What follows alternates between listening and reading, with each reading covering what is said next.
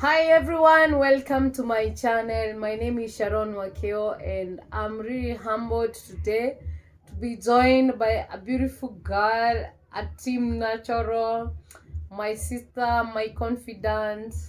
Kindly introduce yourself. Okay, thank you. I am Sheila Mbadha Kilea. I am her sister. She's my elder sister, and she's my friend too. She's my confidant, and I'm humbled to be on this channel today. And I would like us to talk about the struggles I've gone through while growing up, but mostly not about me, but about her, because I don't think I've gone through a lot like she has. So, Sharon, explain to us, talk to us how it was, the struggles you went through and growing up, and how you went through everything. Okay, for me, I can say that life started changing during my teenage stage. Okay. Well, that is when I was in primary school. Like, my mom had an accident back then, and she was forced now to be in the house throughout.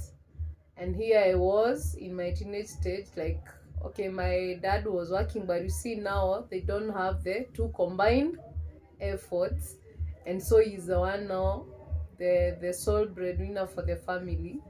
And here we were living in town, and I was a day scholar. That was in my class 7 and 8. And I remember I used to wake up at around 2 to 3 a.m. every morning. I would wake up, like, wash utensils for the last night, and do 10 mathematics, 2 sums every day. And then again, I would prepare breakfast for you. You are a tiny girl back then, and mom, because now there was nobody else to do that.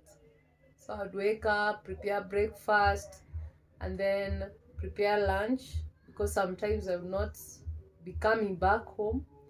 So, and then after that, I would go to school. So this continued for when I was in class 7 and class 8. But I used to work hard. Like, I loved studying, and it was always my wish to be in school. And sometimes I would find myself sneaking during lunch hour to come and see how you're faring on, and sometimes even to help in 1 2 issues, and then go back to school. So by the time I was finishing my class 8, I remember even our dad didn't have a job then. So now here we are, two parents are not working. They are struggling to raise us. We are living in town. And I had these worries where I would question, like, I would ask myself whether I would go to school, because I was like, I want to perform well and go to the school that I had chosen. But still, I had worries, like, how would I join the school? Because I could see there was no any hope. Yeah. So, what kept you pushing? Like, you were studying hard. What kept you motivated? Like, Well, I really loved to see people who had gone through university. I could see how they were living, not the best life, but I can say that they were living a good life. so you were And admiring their yeah, life. I used to admire, especially ladies. I used to admire ladies who had gone through university, and I would emulate and think how I wish I can get to that level. And again, I had a very good grandmother. She was very supportive, and she used to tell me, study until you become what you want. And I felt the urge to work hard. So now the two parents don't have a job. Yeah. Did you manage to go to your dream high school? Okay, my mom lived with the hope that I would join the school. Okay. And I remember one of my teachers in primary school called me, and in fact I wanted to repeat, because Starehe girls were offering some scholarships for girls who had scored, I don't know, 400 and what marks. and I wanted to go back to class and study and get those marks Okay. so that I can join Starehe on a scholarship. Yeah. But I remember one teacher, yeah, he was the deputy teacher. He called my mom to his home, and he was like, "This girl deserves to go to school. Like, she can do better than this. So do whatever it takes to take her to school." For the teacher, it looks easy Yeah. saying so, Yeah. but economically or financially, there was no money.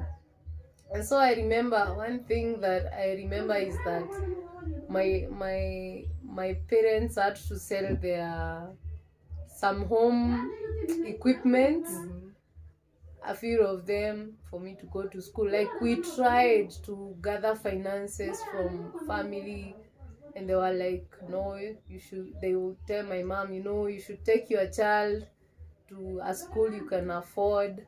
Like, don't burden yourself taking her." You see, and my mom would come home feeling down and wondering what she could do, but she encouraged me and told me, "I'm going to take you to the school that you chose for yourself using your marks." Yeah, and here we are. We embarked on a journey to go to school, and we have just bought a few items, and we went to school. And the only thing we managed to buy when we arrived at Othaya town, we only bought a mattress, and we remained with around 4,000 shillings. Mind you, there was fee around 20 something thousand that was to be paid, and we never had it. And so I remember when we went to school, the 4,000, in fact it was 3,800, was meant for uniform. And so my mom paid the uniform. I would see other students being brought in big vehicles. They were there eating chipos and all these things. And for me, I had to wait for the food the school had prepared for the students. So that is what I ate comfortably, and I was like, as long as I'm in the uniform, things will be okay. And so all the other students were attended to, and for us, we were told to wait. Since there was a BOM meeting, we were told to wait until the principal finished the meeting, so that now my mom can go and see her. So we waited up to around 5, and we were coming from far. So like, I felt discouraged. I was like, no. I was wondering whether I would make it to continue in the school. And so we waited up to around 5 p.m.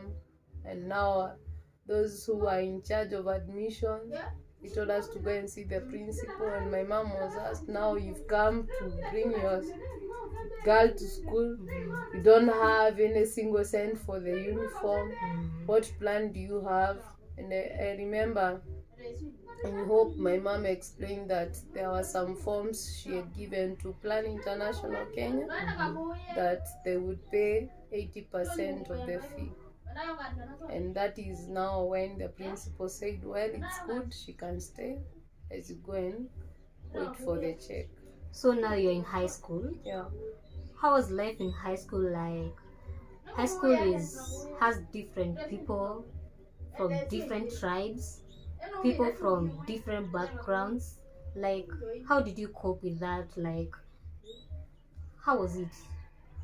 Well, it was hard. I can't say that it was easy.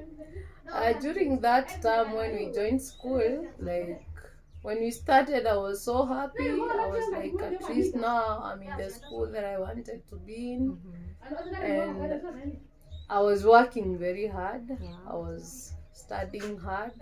Now, until now, this time came and we were sent home for fees. And I remember that time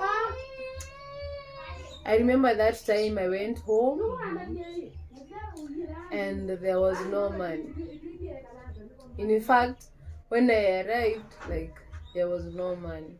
And this continued on, like you've been sent home for fees, you find that even people don't have something to eat.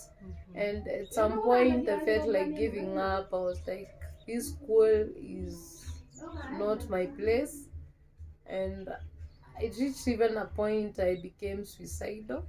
I thought of committing suicide because I was like, what I want to achieve is not achievable. You see, when you're a bright student and you keep on going home now and then, that disrupts your education. And again, you come back to school, now you're trying to cover up what the other students have covered. And this time now you are educating yourself. Like, so for some cases, like anything that has to do with mathematics, if you're not taught, then you cannot understand better when you are alone than when you are taught. Yeah, and at some point, it reached a point I was like, maybe my dreams have been shattered, or maybe I will not make it to achieve. You felt like you can't do this anymore. It's Yeah. hard. Yeah. But from the looks, you made it. So now, The problem was I finished the high school year, but now due to that financial challenge in school, like I did not perform the way I expected. I did not perform to get a good grade that would take me to a regular program in the university and what I wanted to study. And so here I was at home again thinking of going back to school. I was like, the only thing that can save me is going back to school and study hard and maybe get the grade to allow me to enter into a regular program.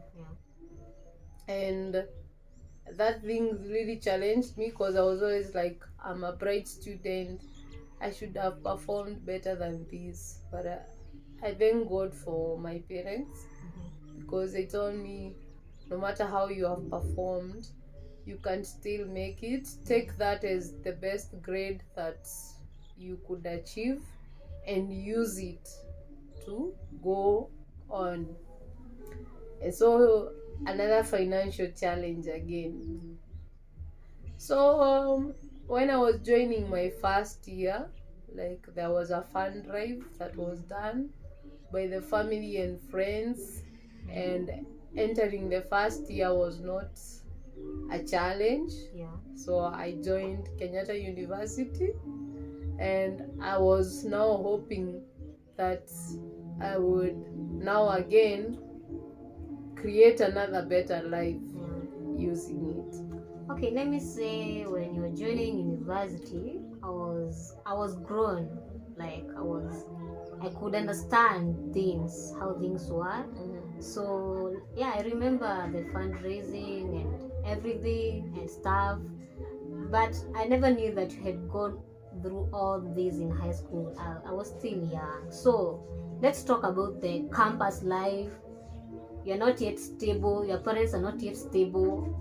They are still struggling. They are still hustling. How was life? Like, how did you cope? Actually, I get to understand. Right now, I'm in a university, and I understand how life is in campus. So, how did you cope with life there? How was it? Talk about it.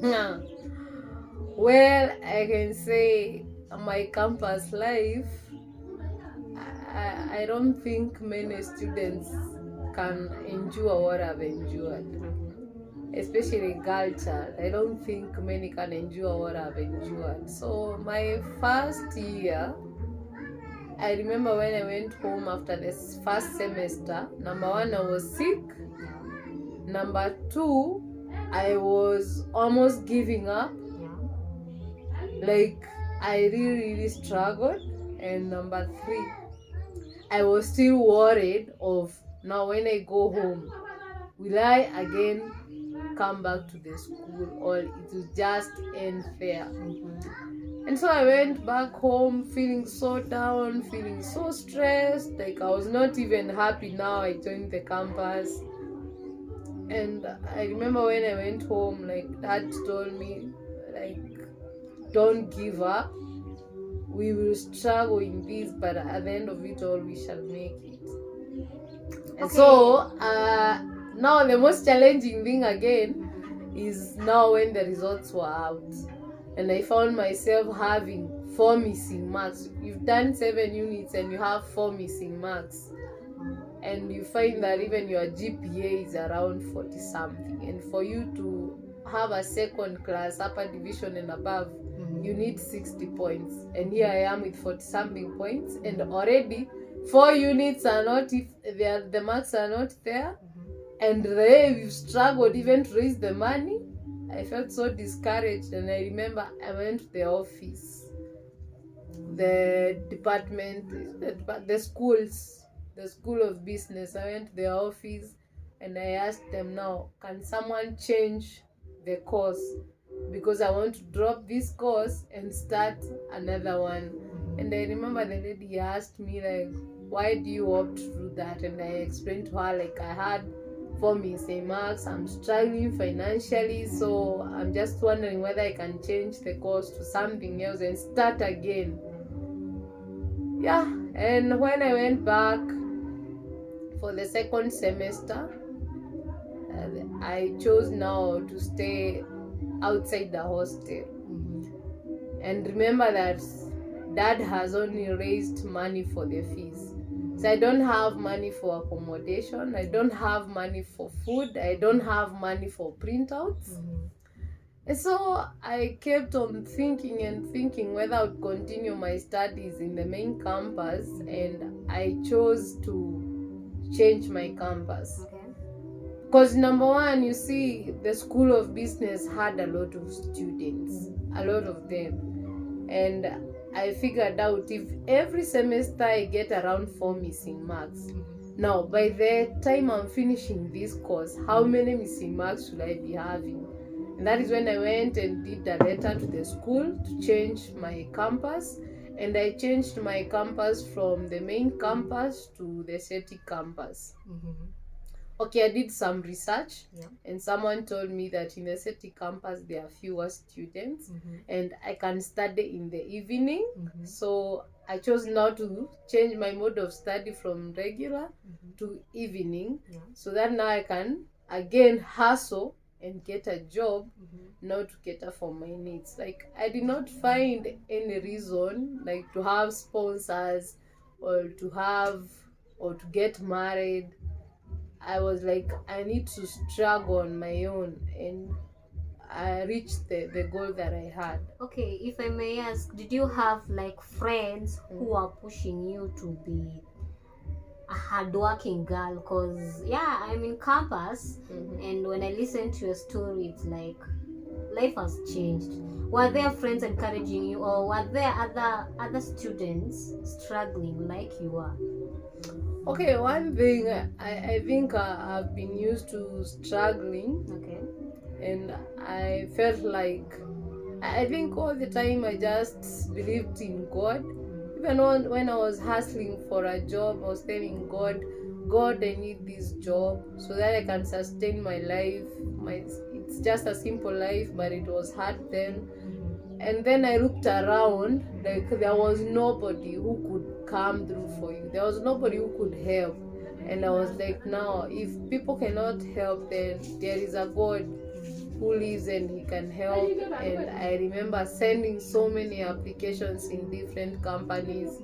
And at that time now, because I had to wait for the letter to be answered, like, I called off that semester to wait for the feedback of the change of mode of study and the change of campus. And so I waited as I was searching, and I got a call from a certain company. It was a real estate company, and the job I had applied for was an administration assistant. And so when I went, like, I did not even share with this boss, like, what I was going through. You know, my goal was, I was telling myself, I've gone to seek a job. I've not gone to seek for financial assistance. Like, I was still afraid. You don't know who you are going to meet. So I was like, I'll not even explain my condition. I just go and seek for a job and negotiate on the time that I'll be coming out of the office so that I can be going to class. And so when I went, the man was good and he offered me the job. I think I was earning around 17,000 and I took the job. Hey. Now the job entailed, number one, when I arrived in the office, I had to clean the office. And then number two, I had to prepare coffee and snacks. And then I would now enter into the duty of administration. I was like a PA, but the company was young. So it wasn't even easy to pay me on time. And here I am using transport. I had to take lunch. Like now expenses even became more than what I had thought. So at the end of the month, like I had taken a loan from Kenya Women through my mom for the study. And so I remember persevering for a whole year because I was like, now if I quit this job, I will not have money to cater for the loan or to service the loan. And what I did is I really struggled because I would wake up at around, from where I lived, I had to wake up very early in the morning at around 3 in the morning to do assignments and then prepare to go to work because I would report at around 8, but you understand now the traffic, and I would get to work at around 8. Then 8 up to around 4. The job was in Westlands and I had to trek from Westlands up to town, Haile Selassie Avenue, where the KU campus is. Then I would go to class. And here we were studying with people who had families, people who had stable jobs. Like they would not even understand that a young girl like me was trying, but I never used to share. So I'll just go to class and put a smile on my face, but on the other hand I'm struggling. Then study until 8:30. Again now go and hustle for the matatus. Then by the time now I'm getting to my house, it's around 10. It is around 10, I have to cook, I have now to do house chores, and again I would sleep at around 12. Okay, now I'm eager to know, what kind of friends did you have? Did you have those kind of friends who made you feel like I should stop struggling, I should join them? Okay, there's this thing of sponsors and stuff. I guess it was still there when you were in campus. Yeah, so I wonder, what kind of friends did you have? What kind of people did you entertain so that you don't give up?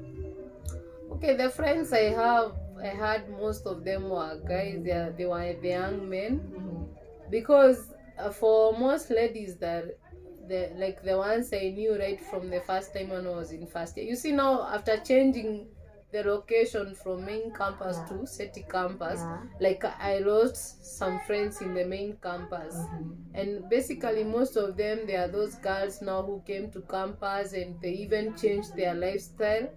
Neo too, yeah, my sponsors and the likes, but I was like, I respect myself, and I was always like, I need to work hard. Dignity. Yeah, I had a dignity to uphold, and I wanted to work hard. So, and then again, I accepted my situation that I'm not from a rich background, and I felt that if I don't hustle, then there is no anything or anybody who will come across, who will come along and help me. So I was like, I just need to work hard. So I worked in that company for 1 year, and the company was also struggling, and I felt the need to quit. So now that's when the challenges started. Like I don't have a job, and here I am living in a rental house, and I have to raise money for transport, for accommodation, and for printouts. Let's say the upkeep money in campus. And now I did not give up. I went ahead now and continued doing research. I would go to the library Yeah. and do research, like what are the young people doing. And then now I came across, as I was searching for a job, I came across another advert for online writers. I did not know what it entailed, but I was eager to learn. So I started doing articles writing. And now there was this issue whereby you would write an article and the client has rejected it. So you can imagine you have struggled, you have used your bundles or the internet, and you have not been paid. Okay, if I may ask, what is the craziest job, or I don't know how I'll name it, but what is the craziest job you have ever done up to date? You normally think about it and you're like, who have made it? Well, like I have to. Number one, okay, I used to undertake so many things. At some point, I would get jobs like data enumerators jobs, like from Plan International Kenya. You go there, you earn around 2,000 or 3,000 per day, maybe for 14 days, and now you're like, oh, fee is okay now. But now online writing or the academic research work, where you have to do assignments for other people. So you are there doing assignments for other people, and then maybe now you have slept at around 1 a.m. and you get a call at around 2 a.m. Wake up. The client now wants revision done. And now you are here now wondering, you have your own personal assignments. You have done assignment for a course you haven't even studied. You have done assignment for someone, and this person is there saying he or she is not satisfied, and you have to wake up. So I would find myself like sleeping at around 2 hours in a night. And I'm telling you, combining those two, it wasn't easy. Combining studies. I don't know, it's just like enrolling in another school. So now you're in 2 schools doing all kinds of courses because you're doing different assignments. You're not doing the assignment for someone in the same course you are studying. You'll do history, you'll do economics, you do all sorts. And then again, after all that hard work, the person even says he or she is not satisfied. You do the revision, and at the end of it, the order is withdrawn. So the whole day, like you've done 13 pages, you've worked the whole day, and at the end of it all, you are told your order was rejected. So now you're like, you've wasted the whole day. There is no money for that day, and bills are waiting. So at some point, I even had to think, like, it reached a point and my brain was really overworked. And I remember one day going to class and I collapsed. Oh, I remember? Yeah, like I collapsed in the class. And when I was taken to the health unit, like I was asked, how many hours do you sleep? And I told them 2 hours. And then they were like, if you continue like this, you collapse and die. So I remember that evening I went back to my room thinking, like, am I going to continue this? And then I was like, if I don't continue doing this, then where else do I get the money for the upkeep? So that thing really crushed me, and now I decided otherwise. After I got the last pay, I went to Mwea and bought Pishori rice. And now I even bought the papers where you would package. So when I'll come and assort the rice, make it clean. And I remember there was a nearby butchery where I lived. And so this guy was called Maina. So I went to Maina and asked Maina, can I be selling my rice from here? Actually, I then got for that guy. Like sometimes I would not even have food. And I would go there and find him. Now it's during lunch hour. He's preparing some meat and he'd ask me, do you have unga ya ugali? Then I would be like, yeah, I have. Yeah. Go and prepare ugali, I'm here, nachemsha kanyama, you bring the ugali and we are going to eat from here. And I was like, okay. So I would go prepare ugali, come, and now as we are taking the ugali, and now I asked Maina, niko na mchele. In fact, now I had now to open up, and I told him, Maina, by the way, I'm going through hardships. Can you allow me to be selling my rice from here? Like, I did not even have the weighing scale. Yeah. So I would time when Maina doesn't have customers, especially in the morning section. Now after sorting the rice, now I'd carry my papers and the rice and go to Maina's butchery, and then I pima, then namwachia. Then by the time I'm going to class in the evening, now he would be selling on my behalf. And I remember I used to feel so bad, like Maina is selling rice for me and I cannot even afford to give him something to appreciate him. So I did the business for a while. It was tiresome. Like, sometimes I would be called by someone in town, so they tell me, oh, bring me 5 kgs, bring it. So you would collect all the orders and then I'll carry the rice. And you know that time you used to use the nylon papers. Yeah.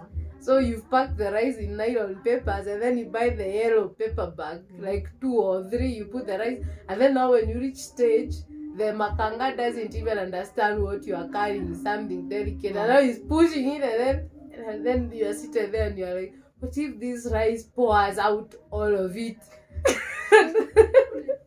And then you're like, maybe in one bag of 90 kgs, you're only making around maybe 100 or 200 shillings.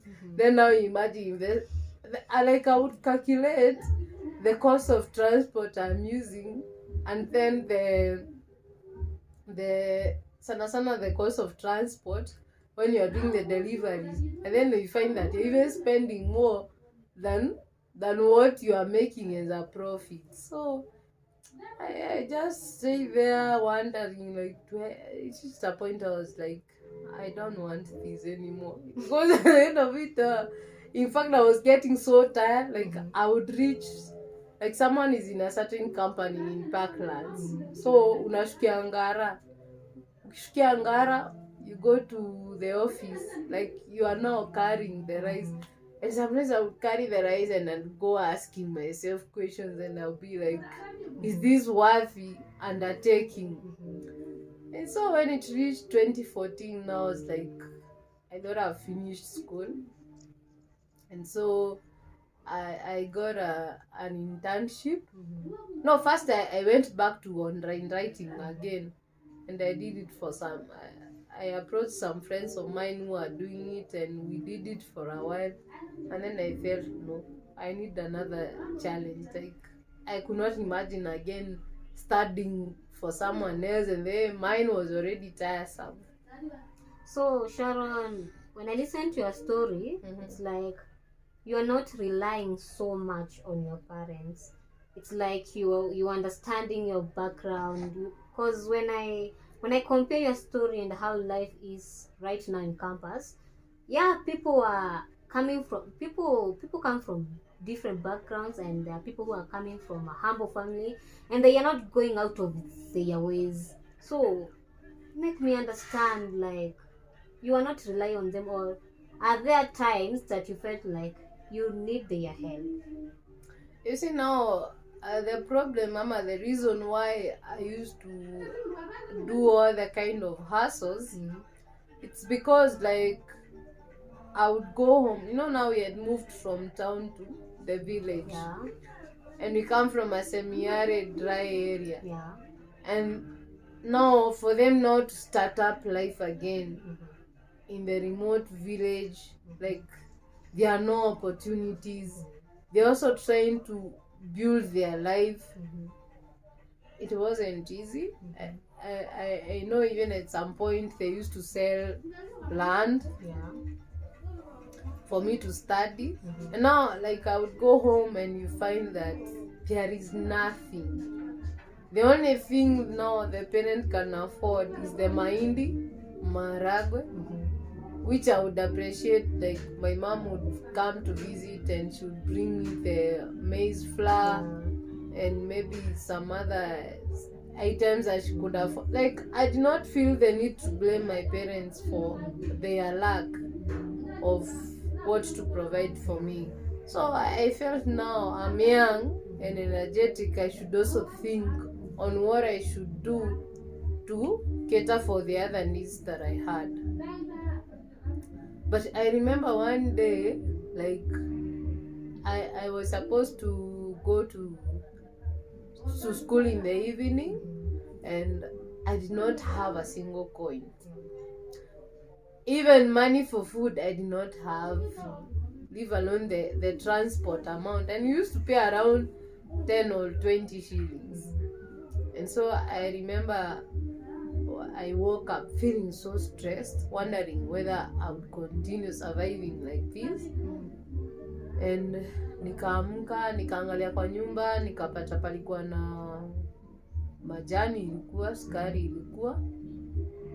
And then luckily nikapata there was some wheat flour which was there, and some small cooking oil. And so I woke up and prayed. I told God, I know that you have not abandoned me, and I know that you have good plans over my life.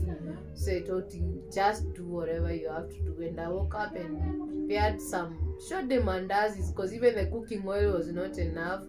So I prepared the short mandazi and ate na black tea, majani.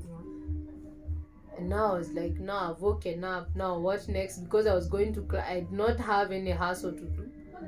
And now I was like, now what do I do with the rest of the day? So I woke up, took the majani and the shorty mandazis, and then I decided to go and wash clothes. So I washed my clothes until only one piece of cloth was remaining, another small jacket.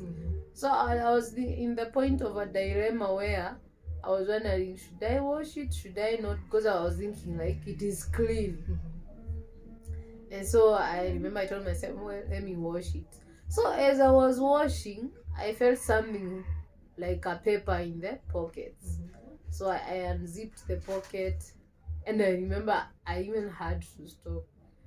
Like, I almost knelt down hapo kwa maji. Like, I told God, I asked you in the morning that you should show me a way. I have a cat. I haven't even studied because of the stress I'm undergoing. So I told God, if this is the plan that you had for me, please reveal yourself in this clothes. And I remember as I was unzipping, I was telling myself, could it be tissues, tissue papers and likes? You don't want to make yourself believe that it's money. I could not figure out to be disappointed. I didn't even have 10 shillings in my pocket. So let me tell you, like, nilipofungua hiyo mfuko hivi, I found 3,500. 3,500. And from nothing to something. In fact, when I took out the money, tears were rolling down. And then I was in a dilemma of, I used to pay rent worth 3,500. I have found the 3,500.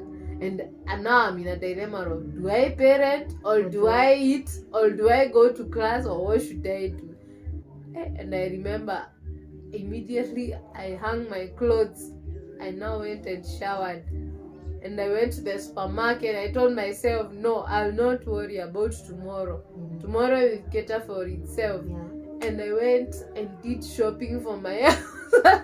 I felt like God himself had revealed himself in the situation. And I came back. I even went to Maina and bought kanyama. I cooked food and ate. Like, I was like, this is God. So Sharon, while going through all these struggles, did you have a feeling that one day it will come a time that I want to be struggling this hard? It will come a time that I'll make it. Did you have that hope? Well, I had the hope that one day things would get better. Yeah. And so in 2014, I got an internship in an international NGO. And I went and worked there for around 6 months. And after the 6 months, I was given a temporary job for like 1 year or so. Now when I came back to clear in school, I found I had to redo my missing marks. And so after now the job in the NGO, again when I was working there, I was still feeling stressed up. I was like, I haven't achieved what I wanted to achieve. Like my goal was to finish this degree and now use my papers. But I thank God for those people I worked for, because they believed in me even when I didn't have the papers. And now when I came back, I was still stressed up. Like it wasn't over, because now it's like, okay, now I've come back again. Now I start now the minor jobs again. So You felt like you've gone back to square one or something. in fact, I remember when I came back to Nairobi, like again, I was happy the first week I came back to Nairobi, and I would go to class, and again now here I was. Now I was forced again to call off my studies because I felt very sick. I think my brain had not gotten any rest, and sometimes I blame myself, but I wonder now, how could I get help? Because I had tried all means of getting help. I had friends who had money, but they could not assist. Like, you will not burden people with your burdens again. They have their own plans. And so I felt so sick to a point of, I felt like I was losing it all. And I thank God because my parents realized what was going on, and I talked to them and told them, now I need to do the missing marks for me to graduate, because there is no any other way. Now I can get a job without having these papers. Like, I did not see any other job that I would get without the papers. Like, I was suffering psychologically because I was feeling like there's something I haven't accomplished. There's some, like I always tell myself, when I start something, I want to accomplish it. And so I felt like I'll never accomplish this degree at any time. Okay, Sharon, if I may ask, I'm in campus right now, and in our generation, we're focusing so much on partying and relationship things, because it's like it's normal. Because when you see a person in campus, he's maturing. So, how was life? Were you having relationships? And if yes, how are you coping to have a relationship while struggling, while having those hard times? Like, when I listen to your story, it's like you are not focusing so much on relationships and having fun and partying, because right now in campus life, it's all about partying, it's all about relationships. That's why you find many people even forgetting where they came from. Like, you literally don't remember where you came from. You interact with people, you feel like you come from the same background, but your story is different. Well, for me, I tried relationships in the first year. Yeah. And then again, now when I came back to school, I was like, let me say, my schedule could not even allow me to have a social life. Yeah. Because now, if I'm waking up at around 4, go to school, then come back in the evening, I'm tired. Like, I've come at night actually. Let me say, I've gone out of the house at 4, I've come back again at around 10. And then on Saturday, you're in class the whole day. On Sunday, now it was my day to do the washing, the ironing. So, like, I did not have much time for social life. And it wasn't like, I would have loved to have the social life, but my situation could not allow me to have the social life. So, for me, it was all about, how do I make money to sustain myself, to sustain my education. So, I think again in life, you have to focus on the goal that you want to achieve. And right now, where I sit, I don't regret the many hustles I have done. Like, they have taught me perseverance. They have taught me hard work. They have taught me not to ever give up. Because although sometimes I would sit down and feel like now I'm giving up. Like you have friends, and some friends they will not even understand what you're going through. And I remember at some point, like I went astray, and I started now feeling like life is not worthy living.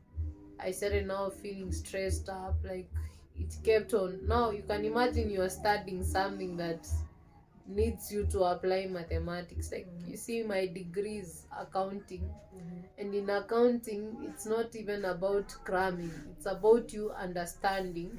And you're there, your mind is so clogged up with so many responsibilities. The work, even at work, you'll not have it all smooth. There are challenges in work. Now you combine it with the struggles in education also, because education is not so easy. So at some point, it reached a point I felt like, now I'm giving up. I felt like there was no hope. Did you have friends who cut you off because they felt like you don't like having fun, you don't like partying? Did you have friends who cut you off because you're struggling? Actually, after first year, when many people join first year, like they come so determined, but after like one semester they change. And most of them don't change for the better, they change for the worst. So I just felt the need, because now I was wondering, now even if I get an old man to sponsor me, basically it's not free. You have to pay a price. So I was like, I better pay a price that will teach me life lessons than pay a price that will destroy my life. So I opted to pay the price the hard way. And due to that hard way, I learned so many things. I learned job experience. Like I got the job experience, I got the exposure. Like I started working when I was 21 years old. So did you have a confidant? Did you have a close friend whom you had to open up all these things to, or it was just you and you? Well, I had friends, and sometimes we would share. They're also your age mates, and they're also struggling as you are struggling. So the only help they could offer you is like, there is this hustle we can do. But I thank God, like I did not find myself in crazy hustles. There are those hustles where you find yourself selling drugs, prostitution and such. I did not find myself in such kind of hustles. I just found myself in hustles that required hard work. And sometimes I would sit down and I would tell myself, I think the only miracle I have seen in this life that I have lived, it's hard work and perseverance. I think our generation should talk to people like you, because now I feel like I'm in another world. Like life in campus right now, people are not going out of their ways to hustle and something. People are just chilling and having fun and partying. They want easy money. Easy money. So that's why unasikia kumeongezeka njaa mingi sana campus. And when I've listened to your story, hata kama njaa iko, we are not trying to hustle. Because I'm trying to put myself in a situation, and I'm wondering right now, nikue hakuna mtu ananisaidia, naweza anzia kazi gani, naweza fanya nini, like literally what can I do? I don't know. So I think we should talk to people like you and try to impact something in our minds. Like there's something that we don't have, we lack something in our minds. I think now the problem is people have become lazy, and they don't want to struggle. They want to have it all easy. And the best thing to do in life, if you want to be an achiever in life, you have to like persevere. You have to work hard. You have to think beyond what you can see. And what I can advise young students in campus is, like I understand in campus, like where I studied, like we would only study for 7 hours in a week, and the rest of the week someone is just messing up with life. And now they finish school. Like I've seen several. We used to school together. Like they became some even died. Some even died in the process of partying and the like. Some ended up becoming parents at an early stage, and now that's another burden to the parents. And what I can say is that sometimes if you are a young person, engage in something productive. Try to think, if you look around and see there is this and this service I can offer, or this good that I can provide, or there is this thing I can assist, like try and create better opportunities for yourself.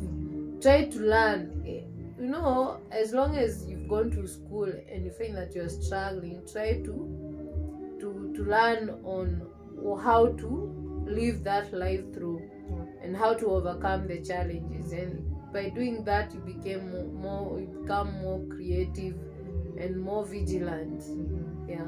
So now, because you went through all those things, if one day you become a parent, will you make your child to go through that, or will you be easy, and or maybe will you teach your child how to hustle, or talk about it?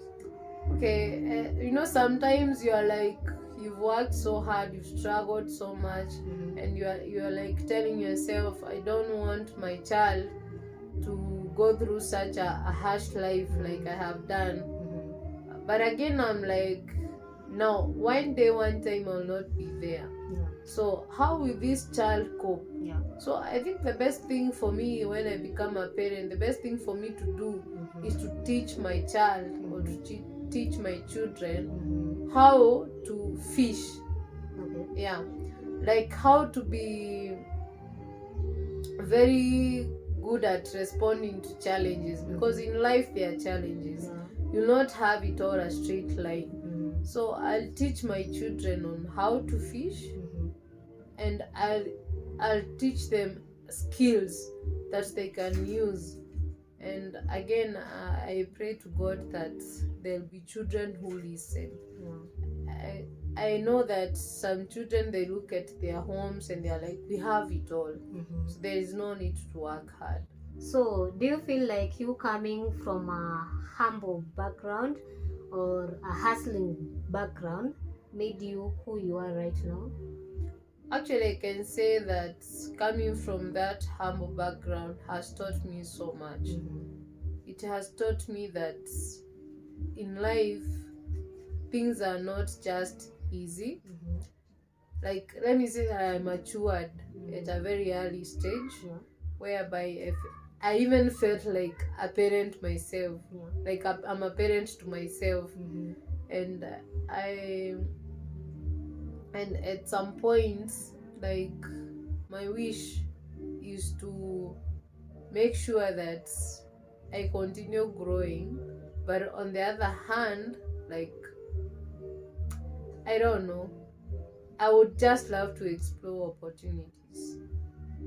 And I believe that the hard upbringing has made me very, now how can I explain it? Like, it has made me very good at persevering. Like, I'm that person, I'm not even excited about some things. I'm not excited by people's money. I'm very excited when I work and earn some money for myself. And I know that it's due to the hardships. Like, I find myself even very careful on how I spend my money. Well, at some point I feel like rewarding myself for working so hard, and then I sit down and then I'm like, well, it's okay, I'm going to reward myself, but again, what is the reward afterwards? So I find myself really thinking on investing for my tomorrow, for my old age, for my children. That is what the hardships and the hard upbringing has taught me, to be very, very hardworking and to always think about tomorrow. Because I will not like a tomorrow where I'm struggling again to pay school fees for my children. Like, I would love them to have whatever that they need to pursue their goal. I would love it to be available. So like, I would love to work harder. But again, like I have said, I have to teach them and show them that it's not just that easy. Like, I have paid a price. So now, as you are wrapping up, I would want you to tell us, the new generation, how to go about life, because I think things have really changed. Listening to your story and how things are right now in campus, things have literally changed. So what can you tell us as the new generation, how to go about life? Now, there is this issue of unemployment. Like, some are like, even if I go to that campus, at the end of it all, I'll not get a job. But you should believe in what we do not see. Like, just study your degree or your diploma or whatever level that you're studying. Just study in the hope that when I finish this, God will open a door for me to work, or God will open a door for me to explore opportunities. Like, I remember there is this guy we used to study together, and I think due to challenges in finances, the guy opted to quit school. And I remember one day when I was working in a certain office, like, I was going for lunch, and they were in the upper floor. Their company was in the upper floor. And I remember we met outside, and I asked him, hey, where have you been? You stopped coming to school. And the guy told me, I found it better to work. Like, I found something to do, and I felt the need to study, the need to work and get a skill. And right now, as we are talking, the guy owns a very big company. Like, after he left there, he started his own company. Like, he went to the job to study how the company was operating. And so he went and started his own company, and the guy is doing so well. So what I can advise is, don't just go to school. Like, when you go to school, don't just focus on the books. Like, there is life after books. So balance your life in campus such that apart from the books, you are learning other skills. Like, I see some graduates who cannot even operate a computer. Then you're like, now, how is this person going to fit in this technologically growing environment? Like, how do you expect that person to cope in such I think we need to be more vigilant and, like, explore other things. I'm not talking about exploring parties. Explore and earn yourself other skills. Learn other skills. Like, for me, I can do photography. I can do proposals writing. I can do, like, tell me to write a letter, like, to a certain company. Like, I learned how to do those things while in campus. Like, I could, like, I can make a very good manager. So learn. Don't just sit there and now focus on just books. Learn on, like, developing your skills. Like, communication skills, analytical skills. There's so many things. Like, there are people who are getting jobs because of their skills, not their papers. Their papers are just but to show that they went to school. But still, when you go out there in the job market, you need to showcase your skills. And sometimes you find that the skills will even be more useful than what you studied in class. So that is it. And I remember during my graduation, I think that was the most emotional part of me. Like, I felt so emotional. Like I thought to myself, like when I saw myself entering that graduation square, and I imagined what I had gone through. Like at some point, I even hated the university because I was like, there was no any assistance you could get from that university. Like you struggle to a point of almost dying, and there is no assistance. But again, no, I can say when you're going through problems, most of the times you find that family will not assist you. Those you call friends will not assist you, but learn to speak up, learn to express yourself, because I normally imagine, like, if I had expressed myself. But now again, I wonder, it's not like now when social media is so rampant, but it's good to express what you're going through, learn to share what you're going through. Yeah. Because the more you carry, the more you become burdened. And sometimes people think that all the solutions are got in the church. Yeah.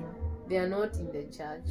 Like, learn to talk, learn to seek information on where can you get assistance. But I can say at the end of it all, after all the struggle, I can say it was worth it, because it taught me so many lessons. Yeah. Okay, what I can say is that it's a good lesson there. And us as the new generation, or rather let me say me personally, I feel like I got a lot to do. I feel challenged. On the other side, I feel like I'm almost hating myself because I feel like I'm lazy. Like, I'm trying to put myself in your shoes and the kind of life you've been having, or the kind of life you've had. I wonder what I could be if I were you. I wonder whether I could be where you are if I were you. So I feel like I have a lot to do, literally a lot, and I feel challenged, to be honest. So I can say it has been a good lesson there for me, and I know it will be a good lesson for many. Yeah, also in the job market, it's not easy. Like, there are those bosses, when you go, you are a young lady, now they want to exploit you.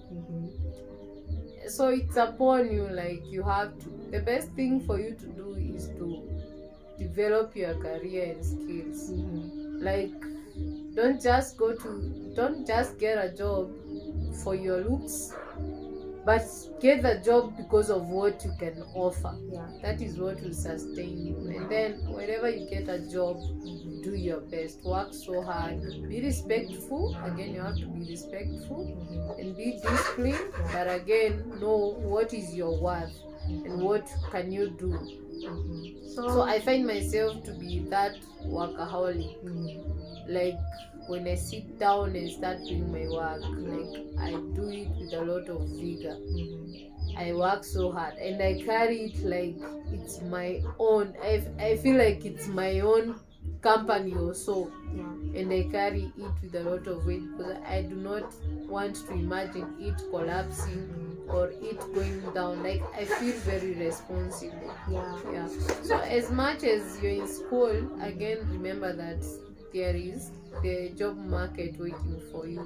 And job market is the craziest actually right now. It's not easy. You have to learn, and you have to grow yourself, your skills, and your attributes, so that you can sustain your job.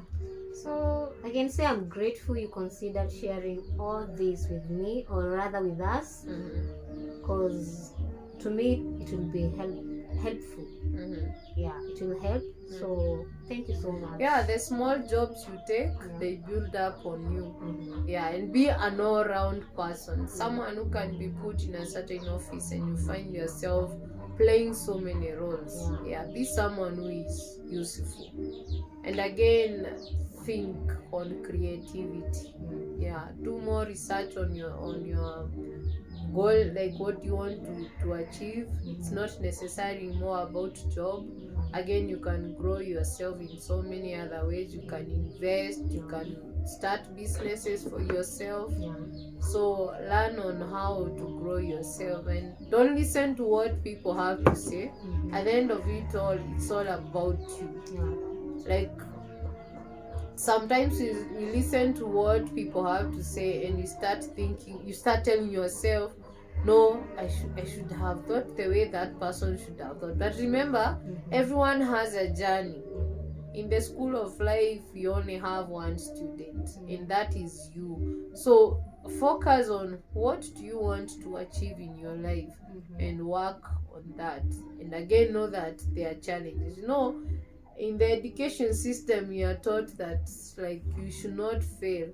But what we should understand is you have to have some attributes. Like if you want to be an entrepreneur, at some point you have to be stubborn, very stubborn. So sometimes what people think is the wrong thing, it's what you shouldn't be doing. Just be yourself and be positive. Because what people might be thinking is negative about you, maybe it's what is going to propel you to achieve your goal. But if you listen to what people have to say, my friend, you will not achieve anything. Yeah, and that is it. Like, I don't regret any moment I have ever undertaken. Yeah. I don't regret decisions I've ever made in the past. Like, I feel like that was my life journey. And by doing so, at least I have something I can tell someone, or I can advise someone that you can do this and this, you can do this and this. Yeah, but again, having gone through struggle, sometimes you find people, maybe someone needs help and you feel the urge to help because you are like, oh, I look around and imagine what I went through and I'm like, maybe this person is struggling more than I am. But again, sometimes you have to stop being so good, because there are people out there who are willing to take advantage of what others have paid price for. Yeah. So it's a high time, like, you have to learn on when to regulate on your giving. I'm not saying giving is a bad thing, but I'm saying at some point you have to regulate on how you're going to give, because this person also needs to pay his or her own price. Yeah. This person also needs to understand that things are not just achieved easily. There is the behind the scenes, which is so hard. So I can say my life has taught me so many things. So many things. I feel like I'm a 50 years old woman. I feel like I have learned so many things in my life at a very tender age, but I don't regret at any time. Well, have enjoyed your story. Just got a lot of lessons. Yeah, and I feel challenged, and I know that it's going to help me. Yeah, it's going to help me through my journey in campus, because let me say I have a long journey to go, because I'm still in, let me say now, I have a long way to go. Yeah. So focus on yourself, focus on your self-development, and these other things will follow. Yeah. So thank you guys for being our viewers, and I hope there are ladies out there who have learned several lessons. Like, we're just trying to focus on how to achieve your goal and how not to ever give up. Like, those people who come from poor backgrounds, I'm telling you, we struggle so much. And despite the struggle, what I can say is that we should not give up on what we want to achieve.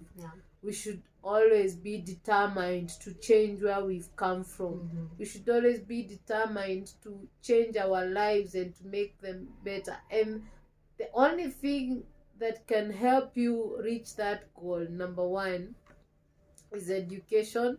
Number two is skills. And number three, information. Number four, knowledge. So knowledge is power, and when you have it, it can take you far. So if you come from a poor background, focus on education, because that is what can elevate you to the other level. Because I've seen so many people coming from poor backgrounds, like they give up. They're like, maybe I'm not worthy undertaking this, but let me tell you that I have not, I don't have any regret having gone through school at all. Because if I compare myself to someone who is not learned, like we have a lot of differences. Like the exposure has taught me so many things, and sometimes we are like, oh, there are no job opportunities, but again, I can say that you haven't exploited to your full potential. Think, persevere, work on your goal. Like sometimes you have to change the direction of the dreams that you had.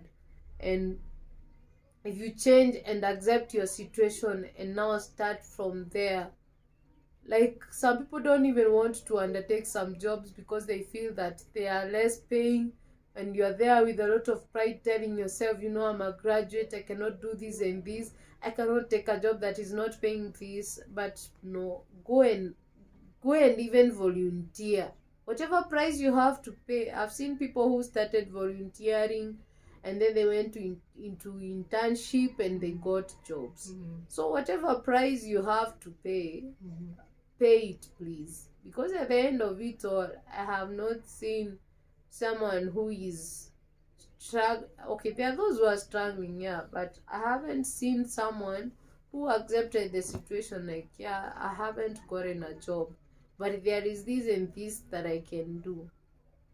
So don't put your pride down and do pay the price so that you can get to the other level. So let's learn to be humble people. Apart from the education, let's learn to humble ourselves. Humble beginnings have never failed.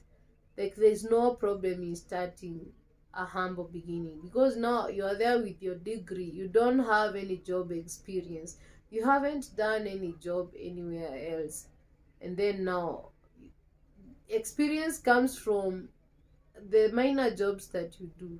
They build up your CV, they build up on your skills. So let's also learn to fear the Lord, because the more we become wise, the more we become knowledgeable, and the more we humble ourselves, and God elevates us to the next levels. So thank you guys for your time. Like we are really grateful, and we are ready to advise someone who is going through tough times. Like I can teach you on how you can get to where you want. Like I can give you information. Like information is power. Don't just stay in the social media, just memes and the jokes. Also try to learn, try to see what is going on, so that you can build up on yourself. So thanks everyone for viewing our content, and we feel so grateful for those who have subscribed and those who view our content. If you haven't subscribed, please subscribe, hit that notification bell, so that you'll be getting more videos whenever we upload them. And this is life lessons. So bye bye, and may the Lord bless you. Amen.